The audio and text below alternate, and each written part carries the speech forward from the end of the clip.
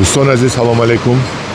ما قرار داریم در ولایت سوخت در منطقه آزادی اقتصادی در یکی از زوادهای کارخانه‌های کلان جمهوری که با این کارخانه میتونیم تاجیکستانی‌ها افتخار کنیم که اینقدر کارخانه‌های زمانوی کلان اوید و استحصال‌های خلطه‌ها داریم.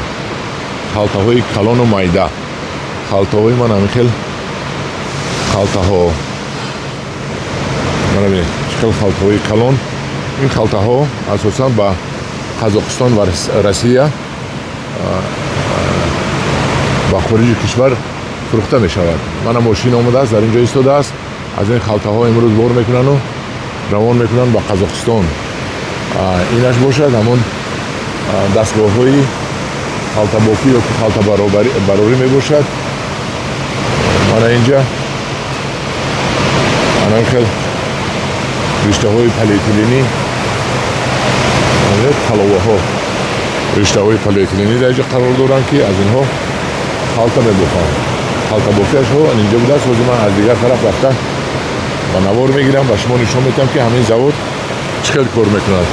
من این رشته ها رو با گمانم از خارج کشور میخرم، از خطای یا که کره خریداری میشود. من این رشته های پلی‌اتیلنی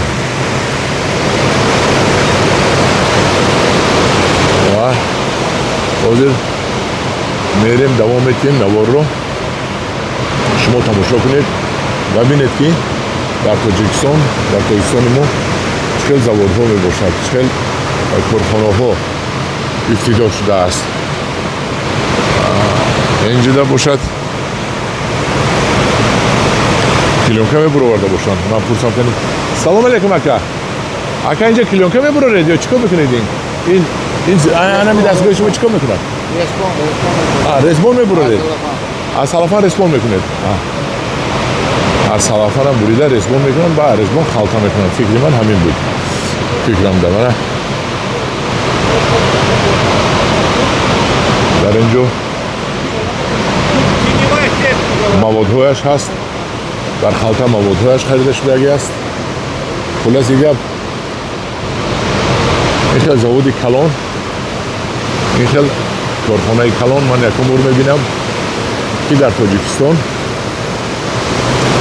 با طور زمانوی استحصال شده است. محصولات طلباتش بلند. این ببینید خلطه چقدر استحصال بشود. من همین آمده ایستادم.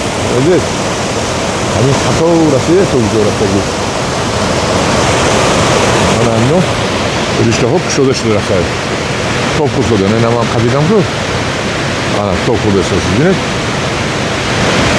ببینید توپ خورده کشاده شده رفته خلطه شده شده. من با بولو میرود یک جایی هم میشود تویون میفروید بعد میبیاید من این خیل در اینجا رولون میشود، یعنی که خلطه بعد این رو میبرن، این رو بریده بعد خلطه میکنن. خلطه تیار. انا همجوریان عزیز این طرفش هم خیلی کارخانه میباشد. نمینید چه کار کرده شده است.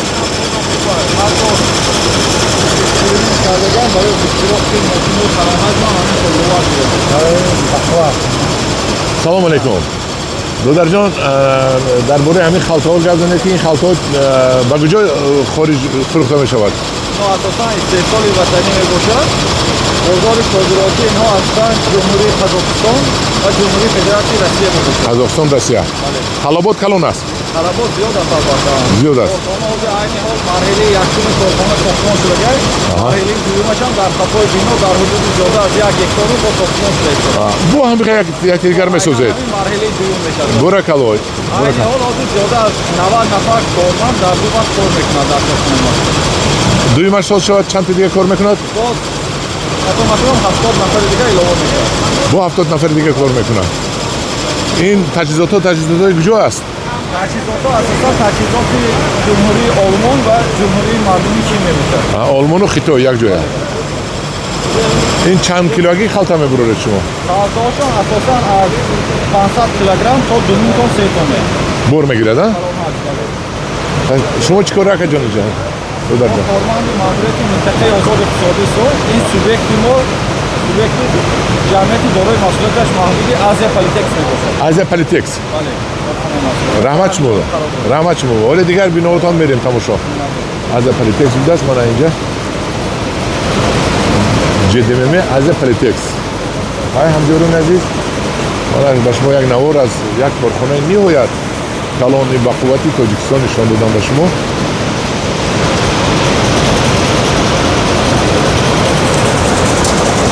آفرین به همین جوانانی که نترسیده به دل گرده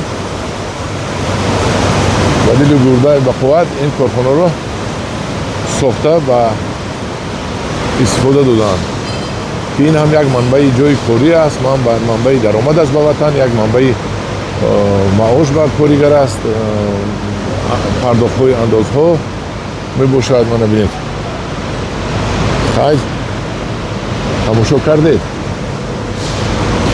اکنون جای آخرش میبینیم، جایی که خلطه رو بریده ایستاده است. یعنی خلطه میبرد، خلطه رو بریده این خواهرک همون جمع کرده است. دید میبرد انامین تجهیزات. خود من بینم کنی یک بینم کنی چه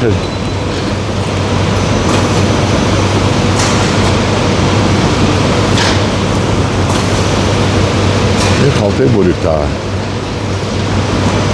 یعنی یک خلطه بینیم چه میروه. انا رفت خلطه رو برید. من اینجا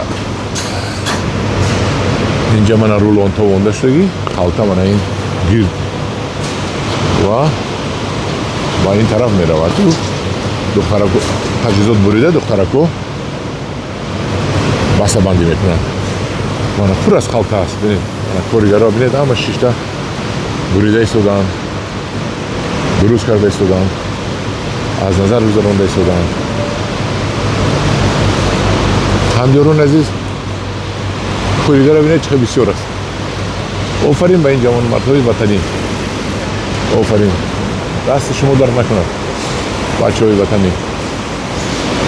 گفت ایرانی قربان شما. انا اینجا دختر ایستاده است یک طرف شما. این خلطه که یک طرف از دختر انا اینجا میدوزن. انا دختر تیار کرده ایستادن.